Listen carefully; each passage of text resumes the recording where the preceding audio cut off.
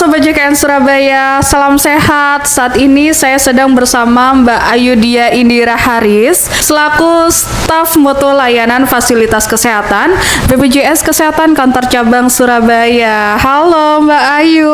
Halo Mbak Meli. Apa kabar? Sehat ya Mbak? Baik. Alhamdulillah. Nah, Sobat JKN, untuk meningkatkan kualitas dan memberikan kemudahan akses pelayanan kesehatan bagi peserta JKN dengan penyakit kronis yang membutuhkan perawatan jangka panjang, BPJS Kesehatan melakukan optimalisasi implementasi program rujuk balik atau PRB.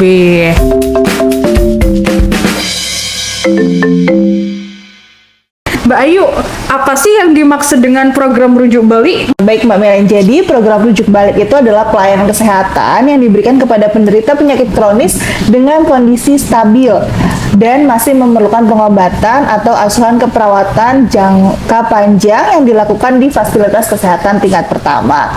Tentu saja atas rekomendasi atau rujukan dari dokter spesialisnya yang merawat. Seperti itu Mbak Meli. Oke, berarti harus sesuai dengan indikasi medis, utamanya adalah dengan penyakit kronis ya Mbak Ayu. Betul, penyakit kronis dengan kondisi stabil, itu yang perlu digarisbawahi. Nah, untuk tujuan dari PRB ini sebenarnya apa Mbak Ayu? Tujuannya itu sebenarnya untuk memberikan kemudahan kepada peserta yang sudah kondisinya stabil ini untuk mendapat tata laksana di fasilitas kesehatan tingkat pertama. Jadi mereka nggak perlu lagi antri-antri di rumah sakit atau fasilitas kesehatan tingkat lanjutan. Apa manfaat bagi peserta JKN dengan adanya PRB? Manfaatnya banyak sih Mbak Meli. Mungkin yang pertama itu meningkatkan kemudahan akses pelayanan kesehatan yang tadi saya sudah sampaikan. Lalu yang kedua, meningkatkan pelayanan kesehatan yang mencakup akses promotif, preventif, kuratif, dan rehabilitatif. Lalu yang ketiga, meningkatkan hubungan dokter dengan pasien dalam konteks pelayanan holistik. Yang terakhir itu memudahkan untuk mendapat obat yang diperlukan. Seperti itu. Nah, tadi kan manfaat bagi peserta nih Mbak Ayu. Nah, kita berlanjut ke manfaat bagi Vaskes, baik maupun FKTP maupun FKRTL. Apa Mbak Ayu manfaat bagi Vaskes dengan adanya PRB? Baik, kalau untuk manfaat FKTP dulu yang pertama ya Mbak Melin. Yang pertama itu meningkatkan fungsi Vaskes selaku gatekeeper dari aspek pelayanan komprehensif dalam pembiayaan yang rasional. Lalu meningkatkan kompetensi penanganan medis berbasis kajian ilmiah terkini melalui bimbingan organisasi atau dokter spesialis.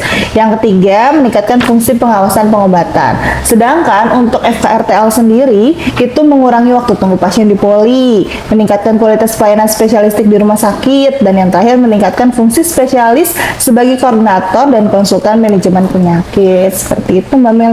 Artinya dengan adanya PRB ini nggak hanya peserta saja yang diuntungkan, namun juga bagi fasilitas kesehatan pun ikut untung ya Mbak Ayu ya. Betul. Nah, tentunya dengan adanya PRB ini harus ada prinsip-prinsip yang mendasari. Untuk prinsip dari PRB ini apa Mbak Ayu?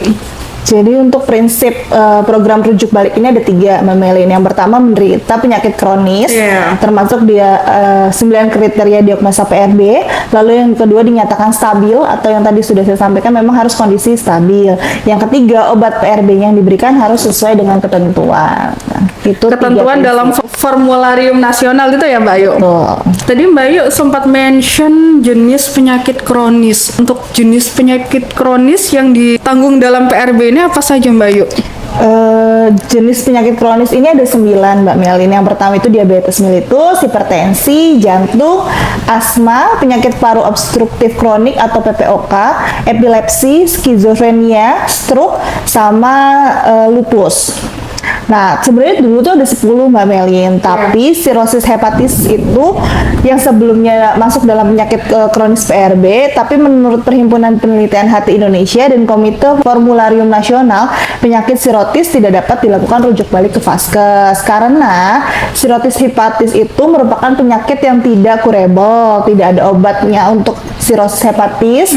Lalu setiap gejala yang timbul mengarah ke gawat daruratan yang harus ditangani oleh fasilitas rujukan tingkat lanjut. Lalu yang terakhir, tindakan-tindakan medik itu untuk menangani gejala umumnya hanya dapat dilakukan di vaskes rujukan tingkat lanjut. Jadi saat ini 9 diagnosa kronis saja yang bisa di PRB-kan. Bagaimana mekanisme pendaftaran PRB, Mbak Ayu?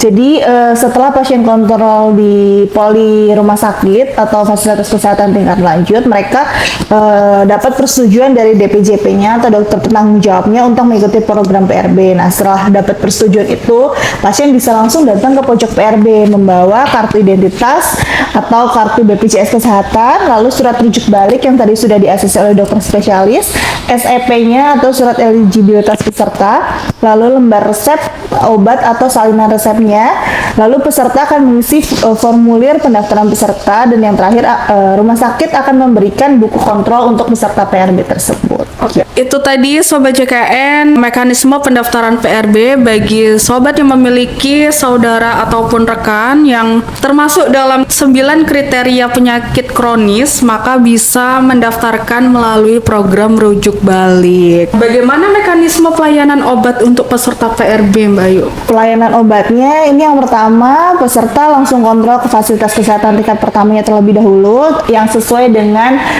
kepesertaan BPJS-nya. Lalu dengan mereka membawa kartu identitas BPJS, surat rujuk baliknya itu sama tadi buku kontrol peserta PRB-nya.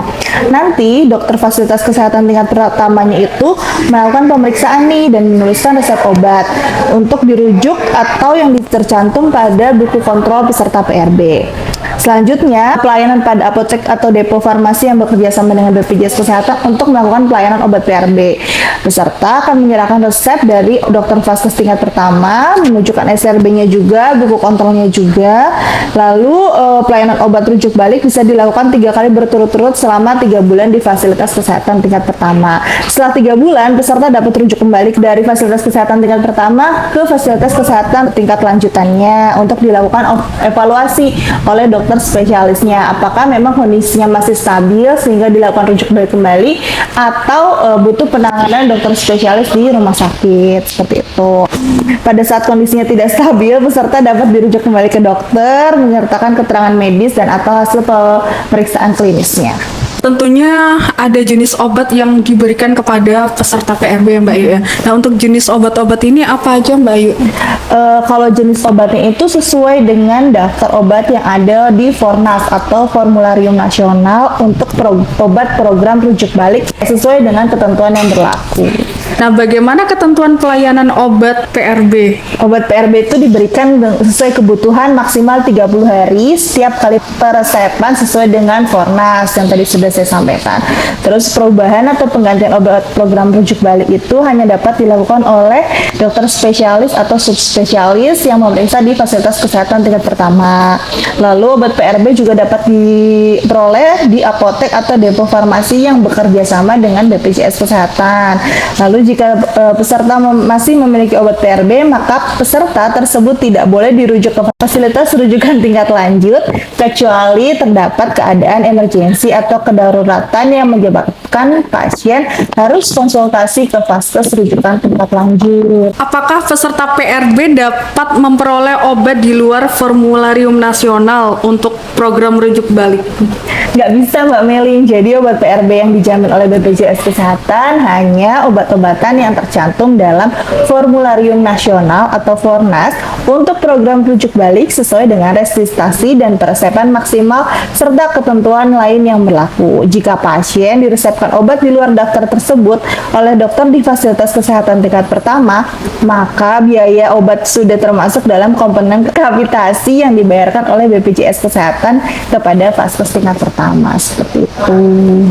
Artinya obat di luar Fornas ini tetap ditanggung BPJS Kesehatan, Mbak Ayu? Betul. Oh, oke. Nah, apa yang harus dilakukan peserta ketika mendapatkan kesulitan dalam pelayanan obat program rujuk balik? Kalau misalkan peserta mengalami kesulitan dalam program layanan rujuk balik ini, pasien bisa datang ke pojok PRB yang ada di fasilitas kesehatan tingkat lanjut atau menghubungi petugas BPJS Kesehatan di kantor cabang terdekat atau juga bisa menghubungi kontak care kami di 165. Ini juga bisa melaporkan kepada BPJS 1, petugas BPJS 1, Mbak Ayu? Bisa. Oh, baik. Nah, mengapa setiap 3 bulan sekali peserta PRB perlu dilakukan rujukan kembali kepada dokter spesialis atau subspesialis di FKRTL? Sebenarnya tujuannya itu agar termonitor oleh dokter spesialisnya kondisi pasien tersebut. Apakah perlu evaluasi terhadap kondisi perkembangannya atau dapat dilakukan perubahan jenis obat atau dosisnya. Intinya melihat perkembangan dari si pasien itu ya, Mbak Ayu. Iya betul Mbak Melin. Apakah peserta PRB yang masih memiliki obat PRB dapat berobat ke fasilitas kesehatan tingkat lanjutan? Nggak bisa Mbak Melin. Kalau misalkan mereka masih dalam program rujuk balik, belum bisa dikembalikan ke fasilitas kesehatan tingkat lanjut. Tapi jika memang mereka ada kegawat daruratan atau kondisi yang kritis, itu bisa langsung datang ke fasilitas kesehatan tingkat lanjutnya. Apakah peserta yang menderita penyakit lain yang tidak tercantum di dalam cakupan PRB dapat mengikuti program rujuk balik?